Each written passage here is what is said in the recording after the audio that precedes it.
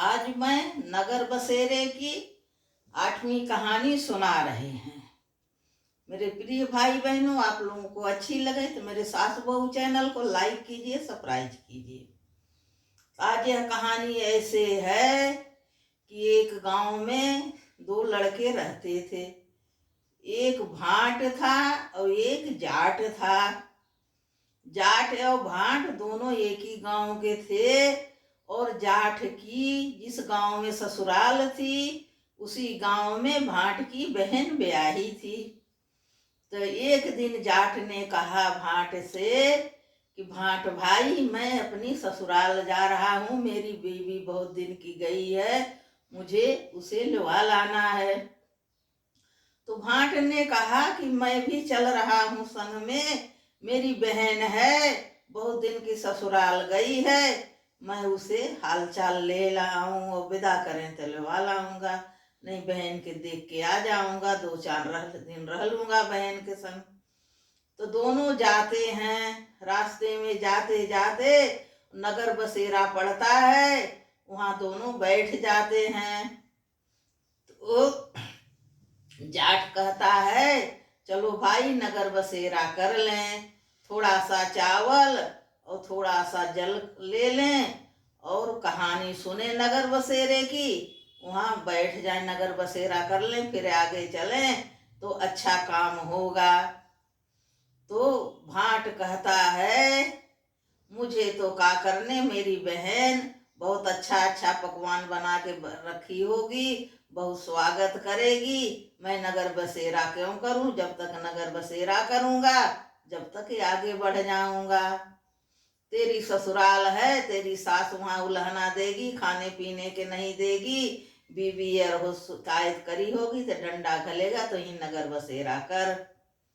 तो भाट आगे बढ़ जाता है, जाट नगर बसेरा करता है, थोड़ा सा जल और चावल लेके कहानी सुनता है, कहता है कह भाई हफ्सी सुन भाई लफ्सी, न कहने का दोष न सुनने का दोष, न जो सुनाए उसका दोष, सबकी बरकत हो, सब लोग नगर बसेरा करें, नगर बसेरा देव की कहानी सुने, सबको बढ़त हो, कहते को सुनते को हुका भरते को, सबकी बढ़त हो, कुमारी हो तो ब्याह हो जाए, ब्याही हो तो उसके गोद में बच्चा हो जाए, लाल हो जाए, और बूढ़ी हो तो बैकुंठे जाए, सब नगर गांव सब सुखी रहे, घर में शांति रहे, सब भरपूर रहे और भगवान में, विष्णु भगवान के चरणों में भक्ति जगे। ऐसा वह जाट कथा कहता है नगर बसेरे की, और नगर बसेरा करता है, आगे बढ़ता है। जब ससुराल पहुंचता है तो उसकी सास बड़ी स्वागत करती है, जलपान देती है और 2-3 दिन खूब रहता है, फिर वहां से अपनी पत्नी को लुवा के घर की ओर लौटता है। और भाट जब अपनी बहन के यहाँ पहुंचता है, पहुंचते ही नगर बसेरा नहीं किया था, उसके घर में आग लग जाती है, बहन का पूरा घर जल जाता है। वह भाट आग बुझाते बुझाते खुद झुलस जाता है, हाथ पूरा काला पड़ जाता है और कुछ खाना पीना नहीं मिलता, आधी रोटी भी नहीं मिलती है। और 2-3 दिन के बाद बहन के घर में कुछ संक्षेप होता है, तब वह लौट के आता, न खाना न पानी, एक पड़ोसिन थोड़ा सा आधा गिलास जल दी थी और ये आधी टुकड़ी बासी रोटी, वही खा के और घर की तरफ वापस आता है। दोनों फिर वही नगर बसेरे पर मिलते हैं। तो वह जाट कहता है चलो भाई नगर बसेरा कर लें, थोड़ा सा चावल ले लें, जल ले लें और नगर बसेरे की कहानी सुन लें। तो भाट कहता है मेरे घर में तो माँ है और रोटी पकवान बना के धरी होगी, जाते ही मिलेगा खाने के, तेरे घर में चाची है, मौसी के घर रहता, तुझे कुछ नहीं मिलेगा, तू नगर बसेरा कर। और भाट बढ़ जाता है और जाट रुकता है, नगर बसेरे की कहानी कहता है, सबको धन्यवाद देता है, सूरज को धन्यवाद, विष्णु जी को धन्यवाद, नगर बसेरे के धन्यवाद, सबको पूर्ण लगे, गांवपुर को सब सुखी हो जाए, मेरा जीवन में शांति बनी रहे, भगवान रोटी से घर भरे रहे, धन धान से, शांतिपुर की रोटी मिले। ऐसा सब कहानी कहता है, सुनता है। न कहता को, सुनता को, हुक्का भरता को, सबको ही फल मिले। तब वह इस तरह से घर आता है। उसकी चाची और मौसी मिलके बहुत स्वागत करती हैं बहू का, उसका। चलो हमारे बहू कुल वाले आया, और सब पकवान बनाई हैं, खिलाती हैं, सेवा करती हैं।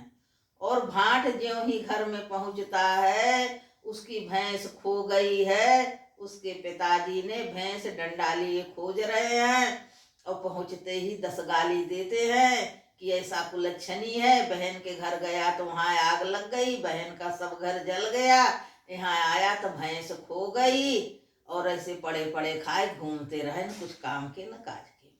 अब वह भाट भैंस हेरने में लग गया बाप के संग, और न खाना न पानी, 4 बातें और सुना। उसकी माँ बिगड़ गई, दौड़ता फिरता है बूढ़ा बाप, भैंस हेर रहा है, तो जवान जट्ठा इधर से उधर भटक रहा है, जाके भैंस ढूंढ लिया।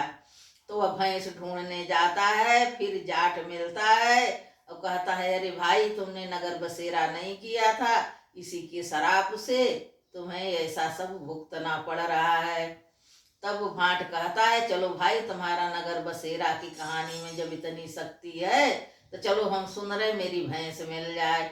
तो दोनों नगर बसेरे के पास जाते हैं, कहानी कहते हैं और सुनते हैं, नगर बसेरा करते हैं। तो भाट की भैंस मिल जाती है, और भैंस लेके घर आता है, तो माँ खुश हो जाती है, और उसको पिताजी को बड़बड़ाने लगती है कि बेटा आया 3-4 दिन के थका हुआ बहन के यहाँ से, उसका हाथ झुलस गया, कुल मुंह झुलस गया, न खाना पीछे न पानी, और भैंस के लिए लड़ने लगे हैं। ले आती है, खाना पानी देती है, और बाप भी खुश हो जाता है भैंस पाके। फिर सब घर खुश हो जाते, सब संपन्न होते हैं। यह कहानी पूरा गांव सुनता है कि नगर बसेरा की कहानी के सुनने से इसकी भैंस मिल गई। तो सब तय करते हैं कि हम भी माघ महीने का स्नान करेंगे, सुबह सूर्योदय से पहले विष्णु भगवान का पूजन करेंगे, नगर बसेरा करेंगे, और 8 कहानियां सुनेंगे। तो उस दिन से नगर बसेरे की कहानी प्रसिद्ध हो जाती है। इसी के साथ नगर बसेरे की जय।